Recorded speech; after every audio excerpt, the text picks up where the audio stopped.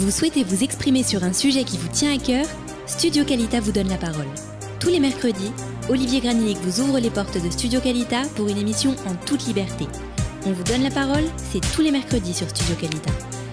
Bonjour à tous et bonjour à toutes. Heureux de vous retrouver sur Studio Qualita pour On vous donne la parole comme tous les mercredis. Nous allons parler dans cette émission essentiellement d'un sujet. Ça nous arrive très rarement, mais cette fois-ci, c'est le même sujet que nous allons aborder puisque nous allons aborder cette polémique qui a eu lieu sur tous les réseaux sociaux, plus particulièrement sur Facebook, avec une publicité de la communauté de Metz invitant donc les personnes de la communauté juive de France à venir s'installer à Metz avec un terme qui a pas plu, on va dire ça d'une façon délicate, mais déchaîné pas mal de passion sur les réseaux sociaux avec un terme Alia Metz, qui donc allie le terme de Alia et de Metz en même temps. Et voilà, nous avons donc pour en parler Moshe Yves, Moshe Ayash, qui est avec nous. Bonjour Moshe. Bonjour Olivier. Heureux de vous retrouver sur Studio Qualita. Alors vous aussi, vous avez été, on va dire, choqué par cette publicité de la communauté de Metz? Choqué, c'est pas exactement le terme, mais disons que j'ai été surpris parce que Alia, Alia, c'est un sens en hébreu. Ça veut dire monter vers Sion, c'est-à-dire monter en Israël, c'est faire un effort de monter la colline, le Harabaït. Ce n'est pas d'aller à Metz. Donc ça vous a surpris que la communauté utilise ce terme? C'est mal approprié d'après vous? Pardon, excusez-moi. C'est mal approprié d'après vous d'utiliser? Évidemment que c'est plus que mal approprié, c'est-à-dire c'est un détournement de termes hébraïques qui ont un sens très profond dans le judaïsme. Mmh.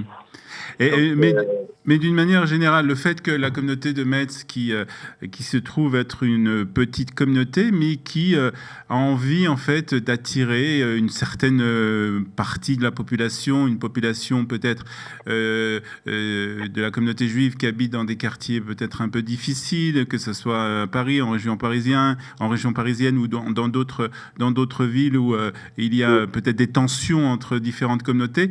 Le fait justement que cette communauté fasse un appel pour faire venir ces personnes de cette communauté, est-ce que c'est quelque chose qui est positif d'après vous?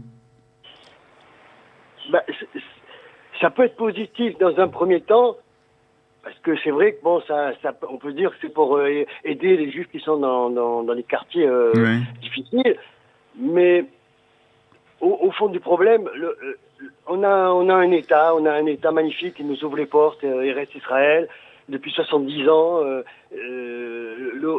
Notre rôle, c'est de revenir chez nous et l'affaire, elle est réglée. Que ça soit difficile, compliqué, avec toutes les difficultés d'installation dans un nouveau pays, ça je comprends tout à fait. Quitter son travail, oui, c'est compréhensible que c'est difficile. Mais c'est la seule solution. Ce n'est pas parce qu'on va aller à Metz qu'on va déplacer le problème par exemple, de 400 km par rapport à Paris, que ça va changer la question de la viabilité des Juifs en Europe. Ça ne changera rien du tout. Au contraire, moi j'ai écrit qu'on va les parquer, ça va plutôt créer un ghetto. On va créer un petit ghetto, donc ça sera encore plus source de problèmes parce que les gens vont aller autour de ce ghetto encore faire des exactions envers des Juifs, encore pire. Voilà, c'est tout. Donc en fait, d'après vous, c'est déplacer le problème. C'est-à-dire que le problème se trouve peut-être aujourd'hui à Paris, région parisienne, dans certaines communautés en tout cas, ou dans certaines banlieues. Et en fait, on déplace le problème à Metz et peut-être que peut-être pas immédiatement, mais dans quelques années, on sera confronté. Dans quelques années, mais ça fait longtemps qu'on le dit. Maintenant, c'est devenu de plus en plus proche, quoi. Il faut dire la vérité, quoi. Ouais. Alors c'est vrai qu'il peut y avoir toujours des Juifs qui habiteront en France. Ça, c'est possible. Même en Allemagne, pendant les nazis, il y a toujours eu des Juifs qui habitaient en Allemagne. Ouais. Bien sûr, même au temps du communisme, il y a toujours eu des Juifs qui sont habités en Pologne. C'est vrai, mais la seule solution, qu'elle soit difficile, tout ce qu'on a envie, on peut trouver toutes les excuses possibles. La seule solution, c'est de vivre chez nous, tranquillement, notre judaïsme. Mais bien sûr, le judaïsme, le vivre... Moi, j'ai vécu à Paris 50 ans. C'est pas... je veux pas... Donc... Bon, avant, j'étais pas d'athée religieux. Bon, mais dans la mesure où j'ai commencé à revenir à faire teshuva et revenir dans la religion, c'est compliqué en France. Ouais. C'est pas fait pour. Donc, le judaïsme, c'est pas fait pour vivre en dehors d'Israël. Alors maintenant, on a plus ou moins la conscience du judaïsme. Alors bon, après, ça détermine notre choix de lieu d'habiter. On peut habiter à Tombouctou, on peut habiter n'importe où, c'est sûr. Hein. Mais d'après vous, il faut pas se cacher les yeux, et il faut voir la réalité en face, et qu'il sera de plus en plus difficile pour les Juifs de France. Mais évidemment, on le dit depuis au minimum 15 ou 20 ans. Bon, alors, ça a mis 15 ou 20 ans, c'est vrai, on va me dire, c'était pas une urgence, mais maintenant, on voit bien que l'urgence, elle est à la porte, quoi, quand même. Alors, ça dure 3 à 4 ans, je veux bien qu'on leur donne 4 ans, je sais pas, je connais pas, je suis pas un tireur de bonne aventure, mais disons qu'on voit bien que la situation, elle est de plus en plus compliquée. La population en Europe et en France particulièrement, elle a changé, hein, donc il y a plus on sait très bien que le coefficient de musulmans, plus les anti-Israël, plus les antisémites, plus les anti-sionistes. Bon, ça fait beaucoup à la fin. Hein. Donc, alors, et puis on arrive à un point de non-retour, quoi. C'est-à-dire que on voit bien que même en France, les Français, ils n'arrivent même pas à régler le problème des immigrés, quoi. Parce que qu'est-ce qu'ils vont faire avec? Tout le monde y pose la question. Mais en fait, donc c'est irrésolvable. Alors... Donc pour les Juifs, c'est irrésolvable. Donc on sait très bien qu'à terme, c'est fini, quoi. Les carottes sont cuites, hein. Alors maintenant, aller à s'installer, refaire une vie à Metz. C'est pas une solution, d'après vous. D'après vous, c'est pas une solution. Alors, dans les commentaires, il y avait beaucoup de commentaires sur Facebook. Un des commentaires qui revenait souvent, et c'était de la part justement de ceux qui habitent, que ce soit à Metz, mais pas seulement, que ce soit en France, qui disaient, je résume un peu leur position, c'est que ceux qui habitent en Israël, qui ont fait leur Aliyah, n'ont pas d'exemple à nous donner, n'ont pas de leçons à nous donner. Nous sommes totalement libres, on n'est pas obligé de venir et revendiquer le fait de ne pas être obligé de venir en Israël. Mais on n'est pas obligé mais personne n'est obligé de venir en Israël. Hein. Ça, on choisit sa vie et sa mort tout seul. Hein. Ça, c'est même pas la peine on peut pas dire. De toute façon, on peut conseiller quelqu'un, mais on sait très bien que les conseilleurs ne sont pas les payeurs. Hein. Donc, les gens, ils font ce qu'ils veulent. Ça, c'est sûr. On peut dire, là, on va pas en Israël, on n'a rien à faire, on peut aller ailleurs.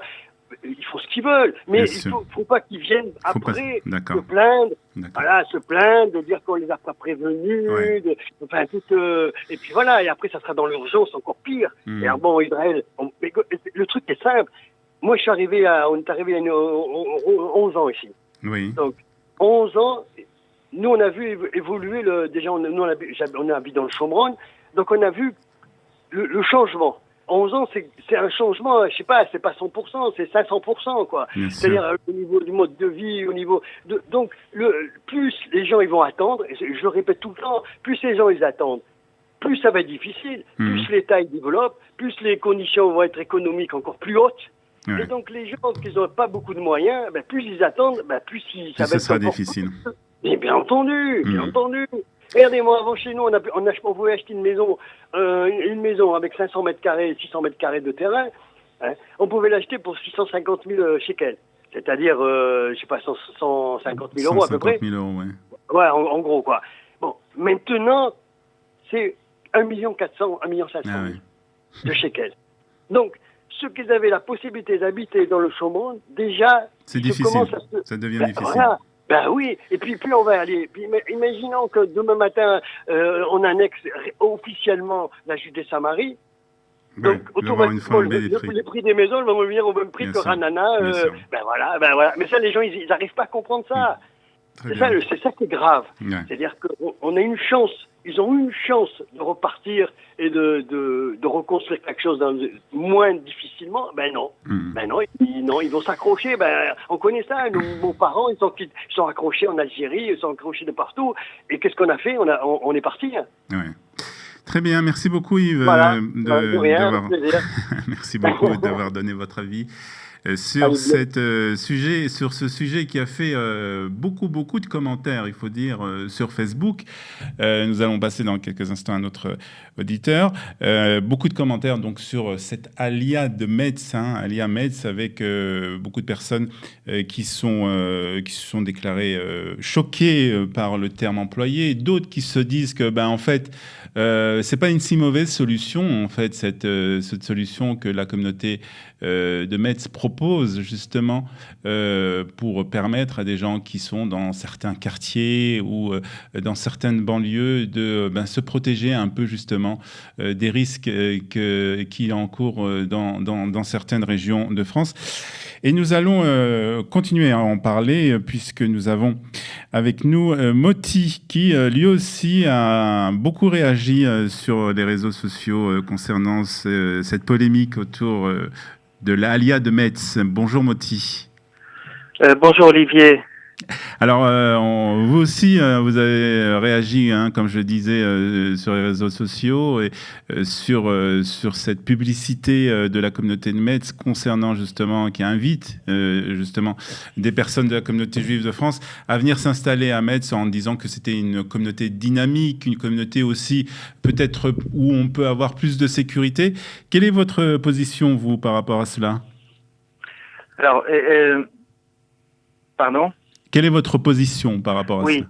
Alors, moi, ce que je voudrais dire déjà, c'est que par rapport à cette annonce qu'a fait la communauté juive de Metz, c'est qu'il y a deux sujets. Il y a le premier sujet qui était la polémique sur le mot, l'utilisation du mot Alia. Alia Metz. Et Alia Metz. Et il y avait la polémique sur l'idée en elle-même. Ouais. Donc je voudrais parler des deux polémiques. La première, bien sûr, c'est la polémique sur le mot Alia. Je vais pas m'étendre là-dessus. C'est pas la peine de trop en parler. Mais il y a quand même un certain nombre de choses à dire très simples. C'est qu'il faut savoir que dans la langue, qu'elle soit française ou hébraïque, les mots évoluent. Et au fur et à mesure des années, les mots n'ont pas le même sens. Et en plus, ils n'ont pas le même sens en fonction des pays et des cultures. Ce qui me gêne, et ça tout le monde le sait, je veux dire les linguistes en premier, mais ça paraît évident pour tout le monde. Oui. Moi, quand j'ai commencé à parler de cette polémique et de l'utilisation du mot Alia, parce que pour moi, on a tous le droit d'utiliser tous les mots et comme on l'entend, et c'est le travail des écrivains et des poètes. Je veux dire, on a commencé à m'attaquer en me disant quelles sont vos sources, quelles sont vos références pour pouvoir utiliser le mot Alia autrement que ce qu'il est utilisé habituellement. Donc vous, ça vous choque pas en fait d'avoir utilisé ce mot ? Pas du tout. Alia, c'est un mot qui aujourd'hui est rentré dans la langue française pour dire autre chose que ce qu'on s'imaginait il y a 10 ans ou 20 ans. Enfin, le mot a évolué et les gens n'ont pas évolué. Enfin, ceux qui sont contre n'ont pas évolué. Alors, moi, on m'a reproché d'avoir voulu utiliser ce mot pour un autre, enfin, en tout cas, on a reproché à la communauté de Metz d'utiliser ce mot dans un autre sens. Oui, une alia interne, en fait. Il s'agit d'une alia interne. Exact. Oui, bien sûr. On a tous compris. Excusez-moi, mais c'est vrai. Le mot alia veut dire, on va dire, une évolution vers la alia en Israël ou une évolution partir de là où on est pour aller ailleurs. Oui. Maintenant, la semaine dernière, je suis intervenu sur France Inter à une émission qui s'appelle Le Téléphone sonne, que tous les Français connaissent, où il y a à peu près 3 à 4 millions d'auditeurs qui écoutent cette émission. Oui. Je peux vous dire que d'abord, je me suis adressé au vice-président du CFCM en France et à une universitaire qui est très connue en France, qui est une spécialiste de la Shoah et de l'antisémitisme. Quand j'ai utilisé le mot alia interne, personne ne comprenait pas ce que je disais. Tout le monde a compris. Le mot alia interne, aujourd'hui, on sait ce que ça veut dire. D'accord. Donc même au dehors de la communauté juive de France, on comprend ce que ça veut dire Absolument. On comprend ce que veut dire le mot alia tout court. Alors maintenant, effectivement, on est obligé de préciser quand on utilise le mot Aliyah vers Israël ou Aliyah interne. D'accord. Mais quand on parle en France aujourd'hui, et jusqu'à nouvel ordre, je veux dire la France utilise le français, Aliyah interne, tout le monde comprend. Donc là, il y a une poignée de personnes là qui se sont mis à s'accaparer le mot et à nous expliquer qu'il faut pas toucher à mon mot. Ben oui, je touche à ton mot, excusez-moi, mais les mots n'appartiennent à personne, ils appartiennent à tout le monde et il faudra s'y faire, c'est comme ça. Les mots évoluent, s'ils veulent pas évoluer, tant pis. Maintenant, sur l'idée elle-même de la Aliyah, plutôt sur l'idée elle-même, excusez-moi. Sur l'idée, la deuxième idée, c'est justement de proposer à des personnes de la communauté qui sont dans certaines banlieues, on va dire, ou dans certaines régions, on va dire, entre guillemets, à risque, de venir s'installer à Metz, qui se propose comme une communauté, on va dire, plus accueillante et plus dynamique, comme c'est écrit en tout cas dans la publicité. Oui. Ça, c'est quelque chose qui, d'après vous, est positif? Absolument. Alors maintenant, je vais en parler en deux mots. Oui. Dov Maimon a été interviewé par Daniel Alic chez vous, oui, sur Radio Kalita. Dov Maimon est un type extraordinaire, un universitaire. C'est un chercheur d'idées. C'est un type qui vraiment réfléchit à ce problème de Aliyah, et je peux vous dire qu'il a très très bien répondu à ce problème-là. Et moi, je voudrais quand même que les gens écoutent cette interview parce que vraiment, il répond au problème.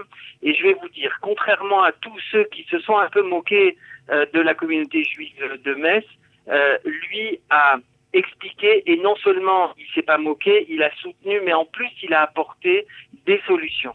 Et c'est surtout ça qui manque aujourd'hui, c'est des gens qui apportent des solutions. Alors, écoutez ce que dit Dov Maimon, je vous assure qu'il y a de quoi vraiment apprendre des choses. Dites-nous rapidement ce que dit Dov Maimon, puisque, en fait, c'est une idée que vous rejoignez. Bien sûr, bien sûr. Alors, en dehors de ce que dit Dov Maimon, parce que moi, j'ai des choses à apporter en plus, et je pense que le temps est compté, oui. Je voudrais juste dire une chose. Allez-y. Moi, la communauté de Metz, je la connais. Contrairement à beaucoup qui ont critiqué cette communauté, moi, je la connais. À l'époque où je vivais en France, moi, je voyageais beaucoup dans toute la France. Et quand je me trouvais à Metz, j'allais à la communauté de Metz pour déjeuner à midi. Ouais. Donc, la communauté de Metz, il faut savoir que c'est une communauté très dynamique qui organise, par exemple, un ramassage scolaire pour aller chercher tous les enfants du centre-ville qui sont dans des écoles non juives et pour leur faire manger cachère à la communauté. Ouais. Il faut savoir aussi que tous les commerçants du centre-ville de Metz, surtout les dames qui sont plus attachées à la cacheroute, qui viennent, elles ont la possibilité, en tout cas tous les juifs qui mangent cachère ont la possibilité d'aller manger tous les midis cachère à la communauté de Metz. Je veux dire, il n'y a pas beaucoup de communautés qui organisent ça. C'est des gens adorables, c'est des gens qui très sont accueillants. C'est vrai que moi aussi j'ai eu la chance de passer plusieurs fois par Metz dans le cadre de mes activités professionnelles, et c'est vrai que c'est une des communautés les plus accueillantes de France. J'ai même passé un Shabbat. Bien sûr, ils ont un service de sécurité. C'est un Israélien qui est à la porte et qui vous pose des questions. Mais je veux dire, une fois qu'il a compris qui vous êtes, vous rentrez, vous êtes accueillis par votre famille. Et cette famille-là, je suis désolé de le dire à tous ceux qui sont engagés idéologiquement et qui sont suivis par des... c'est un mot fort, mais je suis désolé, je le dis, par des gourous qui leur donnent des leçons de je sais pas quoi. Moi, je vous assure que la communauté de Metz, c'est des sionistes, c'est des gens qui aiment Israël, mais qui ont réfléchi un peu plus que, on va dire, la Aliyah vers Israël. Pourquoi? Ils ont compris une chose que beaucoup veulent pas comprendre, c'est que tout le monde ne veut pas ou ne peut pas quitter la France pour venir en Israël. Pour différentes raisons. Et je veux dire, ces gens-là, on en fait quoi? Qu'est-ce qu'ils deviennent? Et alors, on va les laisser dans les zones dangereuses, on va les laisser victimes de l'antisémitisme. Je veux dire, tout le monde sait aujourd'hui qu'en France, il y a un antisémitisme musulmans, que les musulmans chassent les juifs des écoles. Ils ont commencé à les chasser des écoles, maintenant ils les chassent des quartiers, et on ne sait pas jusqu'où ça va aller. Mais soyons un petit peu pragmatiques. Qui peut aujourd'hui dire qu'il va aider ces juifs défavorisés qui vivent en France et qui n'ont pas la possibilité de venir en Israël? Qui peut les aider? Je vais vous donner un exemple. Shalom Var, qui est quelqu'un d'extraordinaire. Pardon? Non, allez-y, continuez. En fait, Shalom Var, qui est quelqu'un d'extraordinaire. Qui fait beaucoup de travail. Qui fait un travail incroyable. Et qui est un sioniste, je veux dire, comme on n'en a pas fait, qui s'occupe vraiment des gens, mais d'une façon incroyable. Même lui refuse les personnes seules et les femmes divorcées avec enfants. Pourquoi? Parce qu'il sait que c'est pas possible. Il faut être réaliste. Israël, c'est pas pour tout le monde. Surtout aujourd'hui, au prix où est la vie, l'immobilier et tout le reste, et les salaires, et je veux dire, mais même lui, il sait qu'il ne peut pas prendre tout le monde. Donc en fait, vous revendiquez, vous êtes un peu le porte-parole de ceux qui ne peuvent pas monter en Israël pour des raisons soit économiques, soit sociales, soit de situation familiale. Et vous dites, en fait, il faut penser à cette population. Et l'initiative de la communauté de Metz est une bonne initiative qu'il faudrait peut-être même multiplier, peut-être, dans d'autres communautés. Oui, alors, la communauté de Metz est une communauté particulièrement dynamique. C'est une communauté qui est en perte de vitesse aussi, il faut le dire, et qui cherche à se reconstituer. Je veux dire, c'est légitime de leur part de vouloir, on va dire, se faire plaisir à eux-mêmes et faire plaisir à ceux qui ont besoin d'eux. Je peux vous dire qu'ils l'ont pas dit ouvertement, mais moi je vous le dis, je suis désolé, mais la communauté de Metz, elle est prête à aider les gens à trouver du travail. Où est-ce que vous trouverez ça ailleurs? Ils l'ont pas dit parce que ça peut faire, il peut y avoir des problèmes de ségrégation ou de favoritisme et au niveau légal, ils peuvent avoir quelques soucis. Mais moi, je vous le dis, ils sont prêts à aider les gens à trouver du travail, à trouver un logement. Où est-ce que vous allez trouver ça? Et je vais vous dire, à Metz, il y a autant de problèmes qu'ailleurs. Mais on est plus protégé qu'à la Courneuve, à Aubervilliers, au 4000, au 6 routes, etc. Ça, c'est clair. Maintenant, il faut savoir une chose. Quand je vous ai dit que qui peut vivre aujourd'hui en Israël, je veux dire, qu'est-ce qui est capable d'aider ces personnes-là en Israël? Personne. Et il faut savoir qu'en Israël, on vit dans une société où le faible n'a pas sa place. Je suis désolé. On n'a qu'à regarder comment Israël considère les faibles de ce pays, et vous allez très vite comprendre qu'il faut surtout pas être faible ici. Est-ce que vous savez que le minimum social en Israël, qui est ce qu'on appelle l'Avtachat Achnasa, elle vous est donnée pendant un certain temps, et ils ont le droit de la supprimer quand ils veulent. Ça veut dire que même le minimum social n'est pas garanti en Israël. Ça veut dire qu'une personne qui arrive à l'âge de, 58 ans, qui est fatiguée, qui peut pas travailler, l'Avtachat Achnasa, ils vont lui proposer un travail, 2 travaux, 3, et puis vous savez, les travaux qu'on propose, c'est de la manutention, des choses vraiment, je veux dire, difficiles physiquement. Vous refusez, on va vous retirer l'Avtachat Achnasa, et en plus, vous serez obligé de payer de votre poche le bitoire Léomi. Mais c'est quoi ce pays? C'est-à-dire qu'en fait, elle est où? Que parallèlement, et c'est ce que disait aussi le directeur de Kalita sur ces ondes aussi, c'est que le problème, c'est aussi un problème que le gouvernement israélien doit régler, c'est de justement essayer de donner des avantages à des populations qui voudraient peut-être venir s'installer en Israël, mais qui ne le peuvent pas économiquement. Oui, mais la mentalité israélienne, elle n'est pas comme ça. La mentalité israélienne, c'est on est fort, on a fait l'armée, on est des giborim et il n'y a pas de place au fait. Je suis désolé, mais c'est comme ça. Même si dans le discours, on peut vous faire croire que, dans la réalité, regardez le système du chômage en Israël. Au bout de 6 mois, vous êtes viré du chômage, et c'est pour ça qu'il n'y a pas de chômage en Israël. C'est parce qu'on vous raye des listes. Moi, c'est pas parce qu'il y a pas de chômage en Israël, ça c'est pas vrai. Maintenant, qui se bat pour ces gens-là? Personne. Et quand je dis personne, c'est ni la gauche ni la droite. La dernière fois, je vous avais dit que j'étais pas de gauche. Je suis loin d'être de gauche, et je peux vous dire que je suis pas là pour défendre les gens de gauche. De toute façon, les gens de gauche n'ont jamais aidé les pauvres. Maintenant, en conclusion, cher Olivier, moi je voudrais vous dire une chose. C'est que il y a un charmant monsieur du Likoud qui est francophone, qui a essayé de se présenter à la mairie de Jérusalem pour défendre les francophones, qui a posté un mot en expliquant que les Juifs de France devaient s'organiser. Alors, c'est un cadre du Likoud, hein, donc écoutez bien ce que dit le Likoud.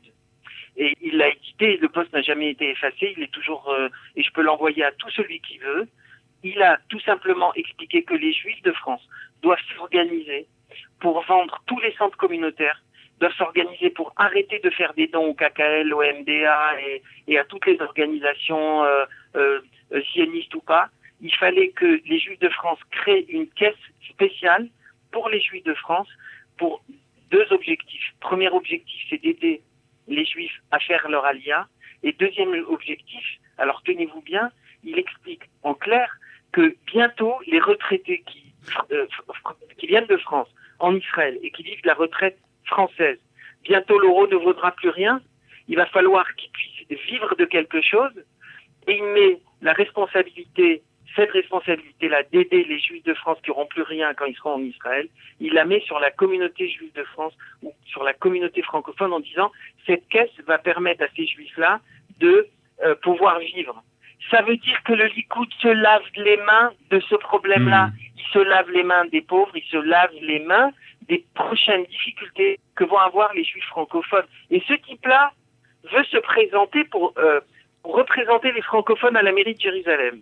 D'accord ? Imaginez l'état d'esprit de l'Israélien qui est là depuis 20 ans et qui voit les Juifs de France aujourd'hui de haut, qui se permet de se moquer d'eux parce qu'on s'est moqué de la communauté de Metz en parlant de Alia, de Jouan-les-Pins et enfin, il y y avait des horreurs. Ouais, j'ai vu vraiment des horreurs. C'est incroyable qu'on prenne la situation des Juifs de France aussi légèrement. Je vais finir par croire que l'émission de France Inter la semaine dernière, qui a pris en compte le problème de l'antisémitisme et de la difficulté des Juifs à vivre au milieu des musulmans en France, eh ben les Français eux-mêmes s'en occupent bien plus qu'une bande de pieds nickelés qu'on a ici et qui se moque de la communauté de Metz, qui s'accapare le mot Alia, etc.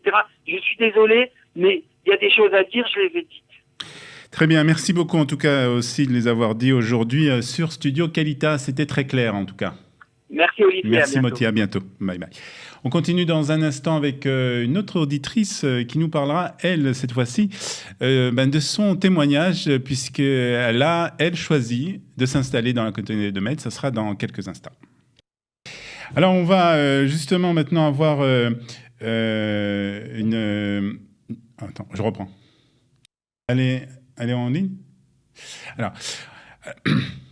Alors, on va voir justement dans cette émission consacrée à la polémique un peu de cette publicité que la communauté de Metz a publiée en invitant des personnes à venir les rejoindre au sein de cette communauté de Metz. On va voir un témoignage intéressant avec nous, Sarah. Vous êtes de Metz, Sarah. Bonjour, Sarah. Bonjour. Merci d'être je suis de Metz. Merci d'être avec nous ce matin. Alors, justement, vous avez répondu, on va dire, même si c'était il y a déjà 3 ans, un peu à cet appel de la communauté de Metz, puisque vous avez fait, on va employer peut-être un terme qui va choquer quelques personnes, vous avez fait votre allié à Metz, on va dire ? Oui, on peut dire ça. Vous avez en tout cas, vous êtes passé d'une communauté dans la région parisienne et vous vous êtes installé à Metz. Alors, d'abord, expliquez-nous comment c'était. Vous étiez dans une communauté, en banlieue parisienne. Est-ce que vous ressentez un certain sentiment d'insécurité dans cette communauté ? Alors, j'ai habité sur Créteil. Oui. Et en fait, depuis ça faisait à peu près 1 an qu'il y avait une certaine insécurité qui régnait, ne serait-ce que lorsqu'on allait à l'école, qu'on accompagnait nos enfants, on sentait que... il y a eu l'hypercachère, il y a eu Toulouse quelques années avant, et depuis, il y a eu les parents protecteurs, et on sentait vraiment une pression. C'est quoi les parents protecteurs, expliquez-nous. Lorsqu'en fait on allait à l'école, on avait... Le service de sécurité avait demandé aux parents de protéger aussi les écoles. Et du coup, tout le monde était investi, mais la pression était très, très pesante. C'est-à-dire qu'il y avait des parents qui accompagnaient, un tour de rôle des parents qui accompagnaient les enfants à l'école pour justement assurer leur sécurité ? Voilà, c'est ça. Et ils étaient aussi formés. pour pouvoir d'accord. assurer la sécurité. D'accord. Et c'est vrai que ça rendait les choses assez pesants et assez lourds. Et du coup, on a voulu, comme beaucoup de personnes qui habitaient sur Créteil, faire notre allié en Israël. Oui. Mais malheureusement, pour des problèmes personnels, ça n'a pas pu se faire. Et du coup, on avait quand même envie de quitter la région parisienne. C'est-à-dire que vous êtes retrouvé dans une situation dans laquelle un peu difficile, où vous aviez envie de quitter la communauté de Créteil, parce que pour des raisons d'insécurité, pour des problèmes d'entourage. Et l'Alia en Israël ne pouvait pas se faire pour des raisons personnelles, on ne va pas rentrer dans les détails. Et donc, vous vous trouvez face à ce problème. Alors, comment vous arrivez à la solution de s'installer dans la communauté de Metz, ou en tout cas dans cette région? Alors, nous, on a eu la chance, en fait, c'est que mon mari a reçu une opportunité de travail au Luxembourg. Donc, lorsqu'on a été visiter le Luxembourg, on s'est rendu compte malheureusement qu'il n'y avait pas d'école juive là-bas. Oui. Donc, on a été sur Metz. C'est la frontière, en fait, c'est l'endroit le plus proche du Luxembourg. Quelques minutes, 30 minutes du Luxembourg, on va dire. Oui, un peu plus, mais oui, à peu près, voilà. Et c'était la communauté qui avait les écoles. Donc, il y a le GAN, le primaire, le collège. Donc, c'est exactement ce qui nous convenait. Donc, en fait, c'était important pour vous de retrouver, puisque c'est vrai que dans la région de Créteil, il y a beaucoup d'écoles juives. C'est une communauté très, très importante. Donc, il y a des synagogues, il y a des écoles juives, il y a des commerces cachers. Donc, c'était important pour vous, surtout le fait de trouver des écoles juives pour vos enfants. Voilà, c'était notre priorité. On voulait retrouver en fait un peu tout ce confort qu'on avait sur Créteil, pouvoir le retrouver, mais en dehors de la région parisienne. Alors, vous habitez depuis déjà 3 ans donc, dans la communauté de Metz. Décrivez-nous un peu votre vie. Est-ce que c'est beaucoup différent de la communauté du temps où vous habitez dans la région de Créteil? Différent et beaucoup mieux. Oui. En fait, comment vous dire, c'est une petite communauté, mais elle est riche elle a tout ce qu'il faut, en fait, c'est ça. Elle a les écoles, donc du GAN au collège. On a un boucher, une épicerie. Il y a plusieurs choules, donc il y a pour les séfarades, les ashkénazes. Tout est rassemblé dans un même endroit, plus petit, mais voilà, comme je vous dis, complet. Ouais. Donc en fait, c'était vraiment. Vous avez l'impression d'avoir augmenté dans votre qualité de vie, que ce soit pour vous ou pour vos enfants aussi? Oui, parce que c'est vrai que même en ce qui concerne la ville est belle. Oui. Les enfants ici, enfin, je vais pas dire qu'à Créteil ils n'étaient pas polis, mais on va dire que je sais pas si c'est la qualité de vie qui fait que les enfants sont gentils, sont polis, sont respectueux. Et ici, vraiment, c'est un peu comme une grande famille. Alors, c'est vrai que ça manquait un petit peu à Créteil parce que chacun vivait un peu chez soi. Finalement, il y avait une très très grande communauté juive, mais les liens n'étaient pas aussi forts que ce qu'on peut retrouver dans une petite communauté. Alors, vous avez, je ne sais pas si vous avez suivi la polémique un peu sur les réseaux sociaux concernant justement cette publicité. Alors, certains ont un peu regretté le fait que la communauté utilise le terme alia pour ce genre de publicité. Et puis, il y avait d'autres personnes aussi qui disaient que en fait c'était incompréhensible de demander à des personnes de venir s'installer dans une communauté en France alors qu'il fallait appeler les gens à venir faire son alia en Israël. Est-ce que ça vous a choqué, ce genre de discours? Je pense qu'en fait, il y a eu un quiproquo. Parce que le but, il était en aucun cas de dire aux personnes qui souhaitent faire leur alia, surtout n'allez pas vivre en Israël et venez à Metz. C'était pas du tout ça l'objectif de la campagne. En fait, nous, ce qu'on voulait proposer aux personnes, c'était une alternative. Vous ne pouvez pas aller en Eretz. Voilà, nous, on vous propose quelque chose qui peut faire peut-être pallier, qui peut... peu importe chacun avec sa volonté et le pouvoir de après souhaiter partir en Israël, mais c'était pas du tout de leur dire ne partez pas en Israël, faire votre alia. En fait, c'était adressé à des personnes qui ne peuvent pas, différentes raisons, et on ne va pas rentrer maintenant dans ces raisons, qui ne peuvent pas faire leur allié en Israël, et c'est de leur proposer une alternative qui est plus sûre, on va dire, plus de sécurité, un confort de vie amélioré, et c'est ce que propose la communauté de Metz. Alors, est-ce que suite à cet appel, vous avez, est-ce que vous êtes au courant peut-être, est-ce qu'il y a eu des contacts, des personnes qui vous ont contacté justement pour essayer de... Oui, j'ai eu des amis en Israël qui m'ont contacté, qui n'ont pas compris en fait pourquoi on avait employé ce terme. Mais c'est vrai qu'une fois que c'est bien expliqué, les gens comprennent. Ils ont compris que c'était, en fait, ce qu'on voulait, c'était un mot qui touche, un mot qui accroche. C'était un terme accrocheur, c'est ça. Mais ma question était, est-ce que vous avez des gens d'autres communautés de France qui ont contacté la communauté de Metz pour justement essayer de vérifier, de s'installer dans votre communauté ? Est-ce que vous êtes au courant ? Est-ce que ça, vous le savez peut-être ? Non, je ne sais pas, parce que il y a des personnes qui sont chargées de ça, et je ne suis pas du tout au courant. D'accord. Très bien. Écoutez, vous ne regrettez pas en tout cas vous être installé à Metz, je comprends. Non, pas du tout. Du tout.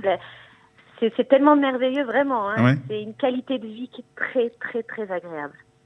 Très bien, mais merci. C'était important aussi d'entendre ce témoignage. Merci beaucoup, Sarah, d'être intervenue depuis Metz ce matin dans notre émission. Voilà, merci. On a essayé de faire le tour, en tout cas, de cette question, sur cette polémique, en essayant d'avoir des idées différentes de personnes qui pensent différemment sur un sujet qui, ma foi, aussi est très important. Et c'est aussi, c'est aussi le but de cette émission, de donner la parole à chacun. Si vous aussi, vous voulez participer à cette émission, rien de plus simple, vous nous appelez sur notre boîte vocale, le 050 430 80 20, 050 430 80 20, et vous nous laissez un petit message avec votre nom, votre prénom, votre numéro de téléphone, et nous vous rappelons très rapidement pour participer, peut-être la semaine prochaine déjà, avec nous sur Studio Kalita. On vous donne la parole, c'est tous les mercredis. Merci de votre attention, merci à Ariel pour la réalisation technique. On se retrouve mercredi prochain pour un nouveau numéro de Israël, pour un nouveau numéro de On vous donne la parole. Merci, bonne journée à tous, bye bye. Vous souhaitez vous exprimer sur un sujet qui vous tient à cœur ? Studio Kalita vous donne la parole. Tous les mercredis, Olivier Granillic vous ouvre les portes de Studio Kalita pour une émission en toute liberté. On vous donne la parole, c'est tous les mercredis sur Studio Kalita.